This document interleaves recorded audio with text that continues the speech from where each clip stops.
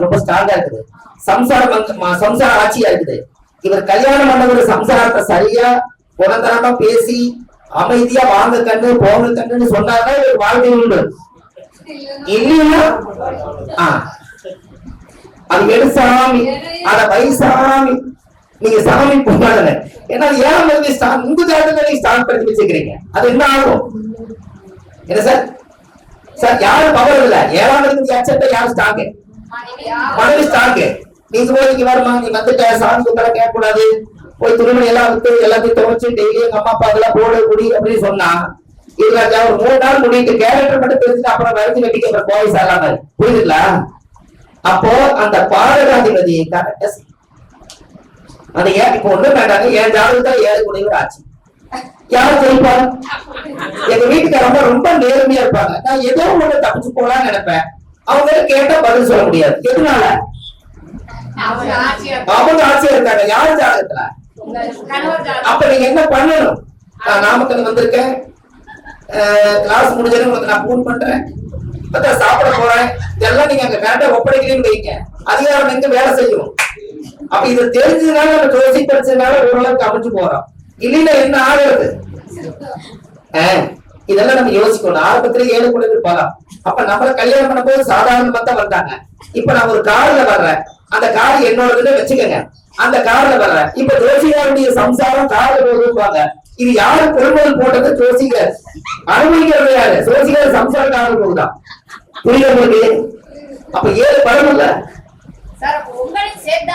அது சொல்றத வைத்து வந்து எவ்வளவு எப்படி வேலை செய்யுங்க. இன்னொரு விஷயம் பாருங்க, அவங்க எங்க என்ன வீட்டு 7 வெச்சில இருந்து 7 குடிகள் யாருமா?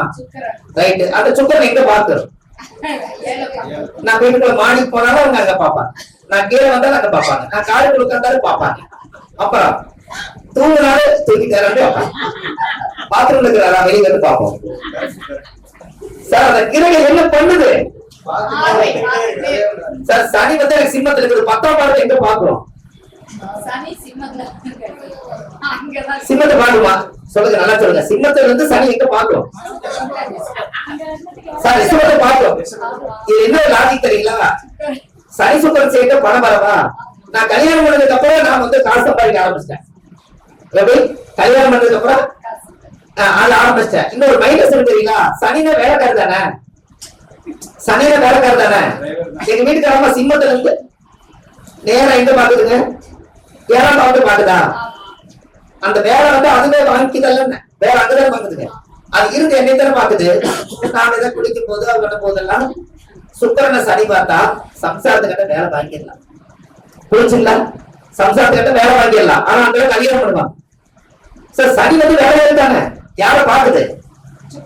அப்ப சுக்கரன் வேலை செய்யும் சொன்ன வேலை செய்ய என்ன சார்? என் ஜாதகத்துல சுக்கரன் ஆட்சி, ஆனா சனி என்ன பண்ணுதுன்னு என்ன வேலை சுக்கரனை பாக்குது.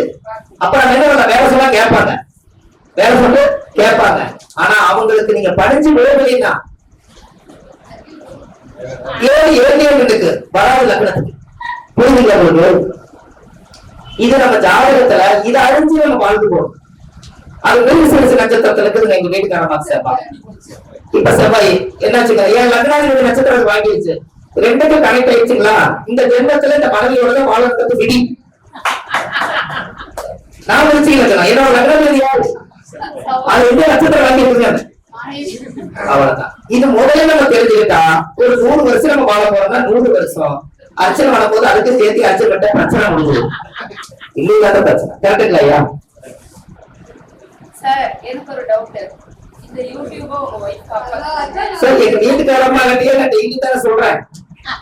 எங்க வீட்டுக்காரம்மா யூடியூப்ல பார்த்தாங்க சார். அது நீங்க கணவன் மனைவியே சொல்றீங்க சார், கருத்தரங்கத்துல சொல்றீங்க அடி வாங்க சார். உதாரணத்துக்கு ஜாதகம் வேணும்னா எங்க வீட்டுக்காரம்மா ஜாதகம் இருக்கு. நீ இன்னொருத்தர் சொன்னீங்கன்னா அது எப்படி நீங்க எப்படி என் பொண்டாட்டி ஒரு பிரச்சனை சொல்லலாம்னா உனக்கு என்ன பிரச்சனை கேட்பாங்கல்ல சார். என்னைக்குமே நம்ம ஜாதகத்தை வச்சு ஆராய்ச்சி பண்ணுங்க. இப்ப என்னோட ஜாதகத்துல லக்னம் வந்து கேட்ட நட்சத்திரம் நிக்குது. எப்படி லக்னம் வந்து கேட்ட நிக்குது? கேட்ட யாருடைய நட்சத்திரம்? திருச்சியில இருந்து எத்தனை பேர்? அப்புறம் எப்ப தாய்மாமனுக்கு போனாலும் அவமானப்படுத்துவார். எப்படி? இப்ப தாய் மாமா இறந்து போயிட்டாரு, அதுக்கப்புறம் நான் கிளாஸ்ல எடுக்கிறேன், கொரோனாவில் இறந்துட்டாரு. புரிஞ்சுங்களா? தாய் மாமன் இருக்கிற வரைக்கும் லக்னம் யாரும் செய்வீங்க. அவர் இறந்து 2 வருஷம் ஆகுது. கொரோனாவோட காலம் வைத்தாரு. அப்ப என்னுடைய லக்னம் கேட்டது புதன், அது 8 கூடையவர், அது 8ஆம் இடம் என்பது அவமானம். அப்ப என் லக்னத்துல உட்கார்ந்து மாமன் இருக்க வரைக்கும் எனக்கு பேசுற தொடர்பே இல்லை. அந்த மாமன் அவர் காலமானதுக்கு அப்புறம் புதன் வந்து படிப்பு, தொழில், ஜாதகம், ஜோதிடம் சொல்றாங்க. இதுவரைக்கும் இல்ல. ஐங்கரன் ஜோசியத்துல ஐயாவுடைய ஒரு வகுப்பு, நம்ம கோயம்புத்தூர்ல ஜோதிட குடும்ப நல சங்கம்ங்கிற ஒரு வகுப்பு, 3வது நம்ம ஐயா நாமக்கல்ல நம்ம ஐங்கர் ஐயா சிவகுமார் ஐயா வந்து இதுக்கு அனுமதி கொடுத்தனால இது ஒரு வகுப்பு. 3 வகுப்பு நாங்க ஐயா இப்ப நான் எடுத்திருக்கேன். 30 வருஷம் ஜோசியர். ஆனா எனக்கு இந்த மாதிரி எல்லாம் ஜோசியை நான் பேசுவேன், நான் கிளாஸ் எடுப்பேன்னு எனக்கே தெரியாது. என்னமோ நம்ம உங்களுடைய தொழிலாளர் குலத்துல பிறந்ததுனால நான் 13 வயசுல இருந்தே நிறைய அனுபவங்களை கத்து கொஞ்சம் யூடியூப்ல போட்டுக்கிட்டே இருந்தேன். இதை மக்கள் பிடிச்சு போய் அவங்க நம்ம ஐங்கர் ஜோசியில் அவங்க அம்மா தான் பார்த்துட்டு அந்த மீட்டிங் வந்தாங்க. ரொம்ப சந்தோஷப்பட்டாங்க. இவ்வளவு தூரம் பேசுறீங்களே, எங்க எடுத்து வாங்க அப்படின்னாங்க. அதெல்லாம் நீங்க பெரியவங்கம்மா, நீங்க கூப்பிடுறீங்க. இந்த ஜோதிட கலை காசு பணத்துக்காக நான் என்னைக்கு வரமாட்டேன், சும்மா கூப்பிடுங்க, நான் வரணும்னு சொன்னேன். ஏன்னா ஜோதிடர்களுக்கு பிரச்சனைகள் இல்லாம ஜோதிடம் சொல்லணும்னு அந்த காலத்தை சொல்லிட்டு இருக்கிறாங்க. வயிற்று கலவா 4 இட்லி சாப்பிட்டாலும் 4 கோடி ரூபாய் சம்பாதிச்சாலும் 4 இட்லிக்கு மேல சாப்பிட முடியாது. அப்புறம் எதுக்கு காசு? ஆண்டவன் ஏதோ ஒரு வழியில நம்மளுக்கு கொடுப்பான். ஆனா ஜோதிடர்கள்கிட்ட போய் நாம முதல் இப்பதான் வளர்ந்து வர்றேன், இப்ப போய் நம்ம காசு கிரையம் பண்ணக்கூடாது. நீங்க கூப்பிடுங்க, நம்ம அன்புக்காக வர அப்படின்னு எனக்கு ஒரு வஸ்திரம் வச்சு கொடுக்குறாங்க. அது எவ்வளவு சந்தோஷம். ஒரு நாள் அவங்க நினைச்சு உங்களை நினைச்சு நான் போட்டுக்குவேன். அது போதும். ஏன் அப்படின்னா நம்ம இந்த கலை வளரணும். சுகமாயிரத்து ஒருத்தர் வந்தாரு, அவருக்கு தெரிஞ்ச விஷயத்துல நான் சொல்லிக் கொடுத்து போனாரு அப்படின்னாலே அது ஒரு பெரிய ஆத்மா வாழ்த்து பண்ணணும். அப்போ உங்க ஜாதகத்துல நான் வந்து இப்போ அவர் 5 எனக்கு நரசிம்மர் கோயில் புண்ணியம் கிடைச்சது. ஆஞ்சநேயர்ல வடமாலை சாப்பிட்டு இருந்தாங்க, உளுந்து வடை சாப்பிட்டு. நீங்க கீழே போய் அடிக்கடி தடிக்கி உளுந்துறன்னு சொன்னா அப்போ உளுந்து வடையில கோர்த்து உளுந்து பிளஸ் உளுந்து, நான் உளுந்து எந்திரிச்சேன்னு சொல்றது பதிலா உழுதாம இருக்கணும்னா அந்த ஆஞ்சநேயருக்கு ஒரு வடமாலை வாங்கி சாப்பிட்டுனா அடிக்கடி கீழே விழுக மாட்டாங்க. அதை உளுந்து வடை செய்யுங்க அப்படின்னு ஒரு பரிகாரம் எடுத்துட்டு வந்தேன். அது பேரு இங்கிலீஷ்ல சீடி வடையா, சீடி வடை தாங்க. சீடி மாதிரி ஓட்டை இருக்கலாம், உளுந்து வடையில ஓட்டை போட்டுருப்பீங்கல்லங்க.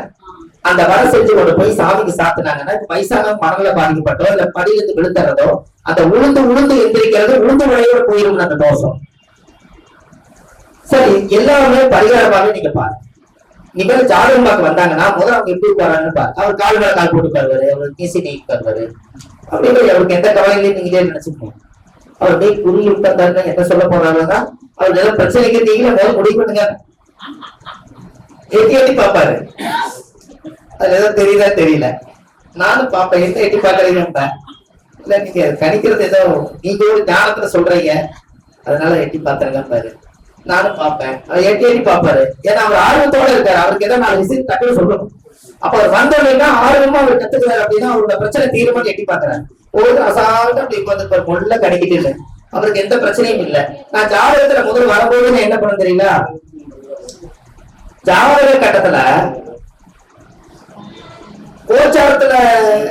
கோச்சாரத்துல சந்திரன் இருக்குதுல்லையா, இன்னைக்கு ஒரு சந்திரன் எங்க போகுதுன்னு சொன்னீங்க, அது எந்த ராசி வச்சுக்கலாம், தனுசுல வச்சுக்கிட்டு அவரோட ஜாதகத்துல தனுசை எந்த கிரகமே பாக்கலீங்கன்னா அது